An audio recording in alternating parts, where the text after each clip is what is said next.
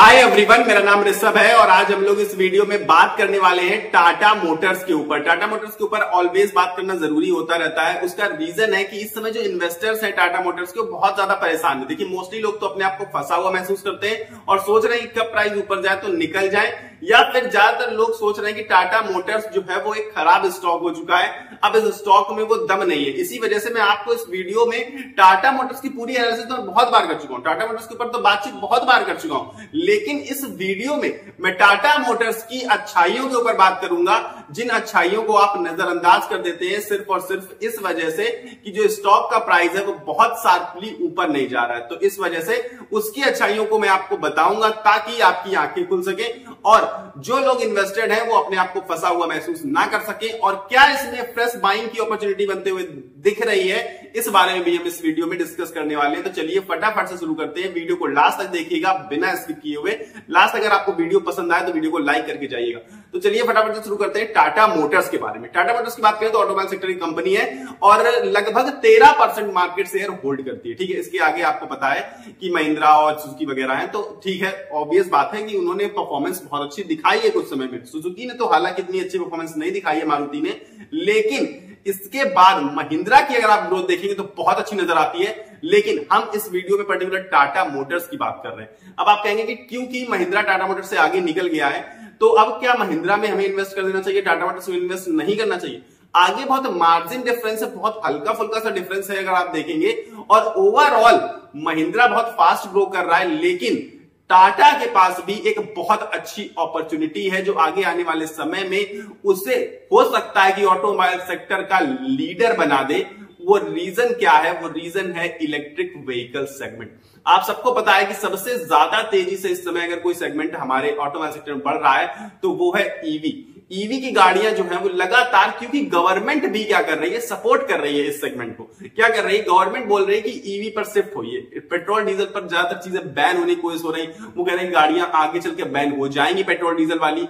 और इसी पर एक कदम उठाया है दिल्ली की सरकार ने। दिल्ली की जो चीफ मिनिस्टर है उन्होंने कहा है कि नेक्स्ट ईयर से हम लोग पेट्रोल और डीजल की गाड़ियों को बैन कर देंगे।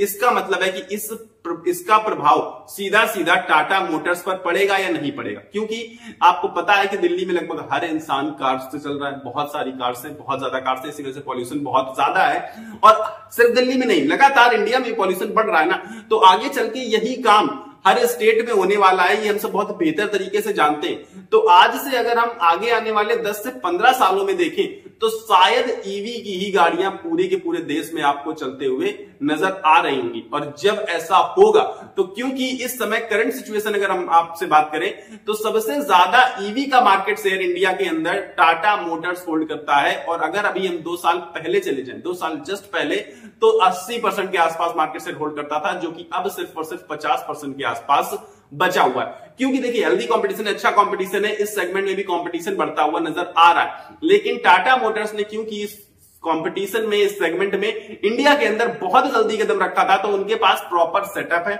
सब कुछ अच्छे से उनका सेटअप मौजूद है।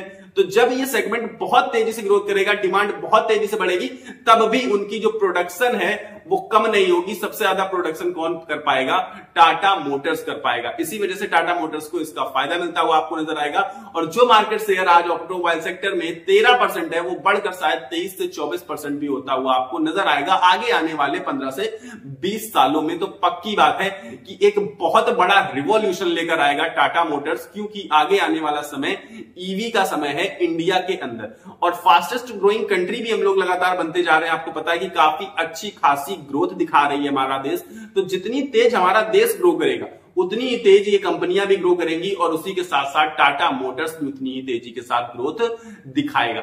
अब और भी इसमें एक पॉजिटिव चीज है, और वो सुपर पॉजिटिव मैं मानता हूं, वही चीज मुझे सबसे अच्छी लगती है इस स्टॉक की, और वो है इसका वैल्यूएशन। हमेशा अच्छे वैल्यूएशन पर ट्रेड करते हुए नजर आएगा, हमेशा अपने वैल्यूएशन से सस्ते दामों पर मिलता हुआ नजर आता है। इसीलिए कभी इसको खरीदने में ज्यादा सोचना नहीं पड़ता, सिर्फ ये सोच सकते हैं खरीदते टाइम। और ज्यादा इन्वेस्टर यही सोचते हैं, क्योंकि जो शॉर्ट टर्म इन्वेस्टर्स होते हैं वो कहते हैं कि बस अभी 2-4 महीने में ये हो जाएगा, 50% भाग जाएगा, मुझे ऐसा स्टॉक बता दो, ऐसा स्टॉक चाहिए। तो ऐसा स्टॉक पकड़ पाना या बता पाना ये खुद जानना बहुत बड़ी बात हो जाती है, और जिसको पता होगा वो मुझे लगता है कि रातों रात भी करोड़पति बनने की दम रखता है, अगर इनसाइडर न्यूज अगर आ गई किसी के पास तो।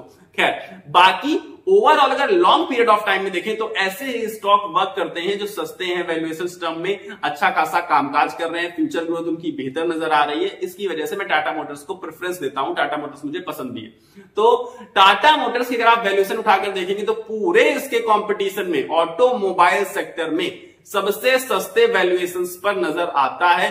और खास बात यह है कि अभी भी अपने ऑल टाइम हाई से बहुत नीचे, बहुत ज्यादा डिस्काउंट प्राइस पर मिल रहा है। आगे आने वाले समय में हो सकता है कि ना मिले, लेकिन जब तक मिल रहा है तब तक आपको इसका फायदा उठाना चाहिए, मुझे ऐसा पर्सनली पर्टिकुलर लगता है।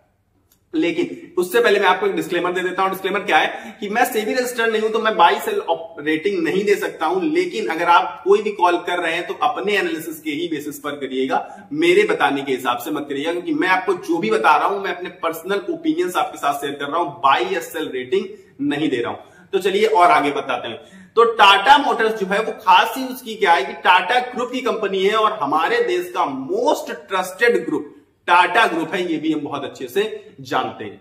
अब आप समझने की ये कोशिश करिए कि टाटा मोटर्स में क्या कुछ बुराइयां हैं क्या? बुराइयां अगर हैं भी एक आध तो वो भी नजरअंदाज की जा सकती हैं अगर कंपनी इतनी ज्यादा अच्छी हो तो। क्योंकि इंडिया और यूके की जो फ्री ट्रेड डील हुई है उसका बहुत अच्छा फायदा टाटा मोटर्स को मिलने वाला है, क्योंकि जेएलआर सेगमेंट को डायरेक्ट मुनाफा होगा और बहुत अच्छा फायदा होते हुए दिखेगा, जिससे उसका रेवेन्यू और प्रॉफिट बढ़ते हुए नजर आएगा। साथ ही साथ में अगर आपको बताऊं कि जो टाटा मोटर्स है वो कुछ महीनों में आपको अलग होते हुए दिखेगा, यानी कि डीमर्ज होते हुए दिखेगा। जो टाटा मोटर्स है कॉमर्शियल व्हीकल्स अलग हो जाएगा और टाटा मोटर्स का पैसेंजर व्हीकल्स अलग हो जाएगा, जिसका फायदा अगेन इन्वेस्टर्स को मिलते हुए नजर आएगा, क्योंकि इनको दो अलग अलग स्टॉक्स मिलेंगे और वो दोनों अलग अलग ग्रो करेंगे। मैं ये नहीं कह रहा हूं कि आप कहेंगे कि अलग अलग मिल जाएंगे तो तुरंत आपका फायदा, तुरंत कोई फायदा नहीं होता, क्योंकि वैल्यूएशन टर्म में आपको बढ़ जाएगा वो प्राइस तो। लेकिन बाद में चल के आपको इसका बहुत अच्छा फायदा होने वाला है, क्योंकि दो स्टॉक्स आपके पास होंगे टाटा मोटर्स के, एक कॉमर्शियल व्हीकल का, एक पैसेंजर व्हीकल का, और कोई भी स्टॉक ग्रो करेगा तो आपका बहुत भरपूर फायदा होगा। और क्योंकि जब हल्का हो जाता है, अभी देखिए बहुत ज्यादा वैल्यूएशंस क्या है, मतलब मार्केट कैप क्या है, बहुत ज्यादा है, तो जब बढ़ जाएगा 60-40 टाइप बढ़ रहा है शायद, तो जब बढ़ जाएगा तो एक बूस्ट होना बहुत आसान हो जाएगा, क्योंकि मार्केट के कैप अब कम है, तो जो बड़ा पैसा अगर आ गया किसी भी स्टॉक में तो ऑटोमेटिकली उस पर आप एक रैली देख पाएंगे। और खास चीज क्या है कि ऑटोमोबाइल सेक्टर में जब से ये डीमर्जर की न्यूज आई है तब से टाटा मोटर्स भी नीचे गिरने का बहुत ज्यादा नाम नहीं ले रहा है, यानी कि इससे इन्वेस्टर्स को बहुत अच्छा फायदा आगे आने वाले समय में होता हुआ नजर आएगा। तो डीमर्जर का भी फायदा आपको मिल जाएगा अगर आप टाटा मोटर्स के इन्वेस्टर हैं तो, और अगर आप अभी तक आप नहीं है तो आप इसमें इन्वेस्टमेंट अपॉर्चुनिटी तलाश सकते हैं, क्योंकि मुझे पर्सनली बहुत अच्छी इन्वेस्टमेंट अपॉर्चुनिटी लग रही है। जैसे कि मैंने आपसे कहा कि पी जो है इसका वैल्यूएशन जो है वो सबसे सस्ता है पूरी ऑटोमोबाइल सेक्टर में, पूरी ऑटोमोबाइल कंपनियों में। तो इसका मतलब है कि अगर आप ऑटोमोबाइल सेक्टर में पैसा लगाना चाहते हैं तो सबसे पहले आपकी लिस्ट में टाटा मोटर्स होना ही चाहिए, जरूरी चीज है ये, तो बहुत ज्यादा मस्त चीज है, क्योंकि सस्ते वैल्यूएशंस पर पैसा लगाना चाहेंगे आप या फिर महंगे वैल्यूएशंस पर पैसा लगाना चाहेंगे, तो आपको ये चीजें डिसाइड करनी है, मुझे नहीं। तो आई गेस आपको बहुत सारी बेहतर तरीके से मैंने चीजों को क्लियर करने की कोशिश की होगी। और इसके अलावा अगर मैं आपको बताऊं, जो अमेरिका के साथ आप कहेंगे टैरिफ वॉर वाली प्रॉब्लम, तो वो भी अमेरिका को भी हमने प्रपोज किया है फ्री ट्रेड डील का। हालांकि वो ऑफर को अभी तक एक्सेप्ट नहीं किया गया, लेकिन अगर इंडिया और अमेरिका के बीच भी फ्री ट्रेड डील हो जाए तो आप यकीन मानिए उससे भी टाटा मोटर्स को फायदा मिलेगा और बहुत अच्छा फायदा मिलेगा। लेकिन सिर्फ और सिर्फ मैं इसको जो रिकमेंड करता रहता हूं, इतनी ज्यादा इसके बारे में अच्छी अच्छी बातें करता रहता हूं, वो इस वजह से करता हूं, उसके मेनली 2 से 3 रीजन है। और वो एक रीजन है, सबसे बड़ा जो रीजन है, कि मुझे लगता है कि आज से आगे आने वाले 10 से 15 सालों में एक ईवी का रिवॉल्यूशन आएगा, इलेक्ट्रिक व्हीकल्स का रिवॉल्यूशन, क्रांति लाएंगे, और उसमें टाटा मोटर्स सबसे आगे खड़े होंगे डटकर।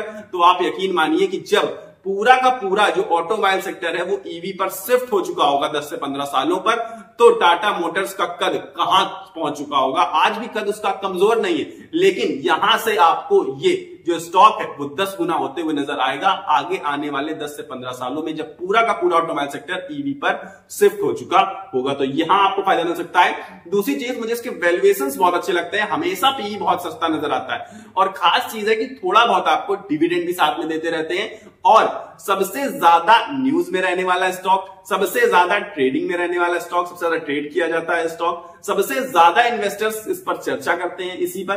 तो खास चीज है कि स्टॉक बहुत खास है, इसीलिए इस पर ज्यादा बातचीत भी होती है। तो आप इस स्टॉक पर अपनी नजर बनाकर रख सकते हैं और जब भी डिप आए तो एक बाइंग अपॉर्चुनिटी तलाश सकते हैं। ये मेरा पर्सनल ओपिनियन है। अगर आपको लास्ट कॉल लेनी है तो आपको अपने एनालिसिस के ही बेसिस पर लेनी पड़ेगी। अब अगर आपको ये वीडियो पसंद आया, क्योंकि अभी इस वीडियो में मेरे पास इतना ही है फिलहाल, मिलेंगे अगली वीडियो में, लेकिन अगर आपको वीडियो पसंद आया है तो वीडियो को लाइक किए बिना कहीं मत जाना, क्योंकि लाइक जो होता है वो फ्री ऑफ कॉस्ट होता है। तो लाइक करने में आपका कुछ भी नहीं जा रहा, एक बटन दबानी है आपको और वीडियो को लाइक कर देना है। साथ ही साथ चैनल को सब्सक्राइब कर देना है ताकि आपको रेगुलर बेसिस पर शेयर मार्केट से रिलेटेड वीडियोस मिलते रहें। और ऐसे वीडियोस भी पाने के लिए आप चैनल का सब्सक्राइब का बटन दबा सकते हैं, जो कि नीचे सब्सक्राइब का बटन आ रहा होगा, दबाकर मेरे साथ जुड़ जाइएगा। और मुझे सपोर्ट करने के लिए अपने दोस्तों में इस वीडियो को ज्यादा से ज्यादा शेयर कर दीजिएगा। मिलेंगे अगले वीडियो में, तब तक के लिए आपको अपनी सेहत का ख्याल रखना है। स्वस्थ रहिए, मस्त रहिए। नमस्कार, धन्यवाद।